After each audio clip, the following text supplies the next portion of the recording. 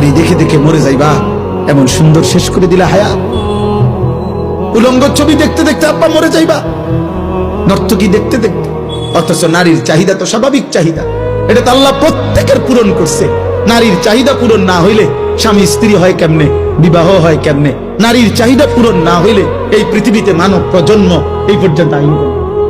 এটা তো একটা কমন বিষয়, একেবারেই সাধারণ একটা বিষয়। এটার জন্য নিজে বুঝি এত চরিত্রহীন হয়ে যেতে হবে? ছি ছি ছি ছি বেটা, থু বেটা, খা পুরুষ, অপদার্থ বেটা।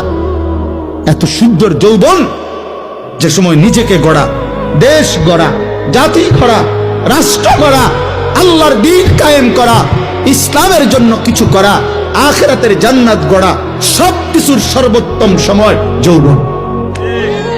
যুবক চাইলে নিজেকে গড়তে পারে, যুবক চাইলে দেশ গড়তে পারে, যুবক চাইলে সমাজ গড়তে পারে, যুবক চাইলে রাষ্ট্র গড়তে পারে, যুবক চাইলে আখিরাত জান্নাতও গড়তে পারে।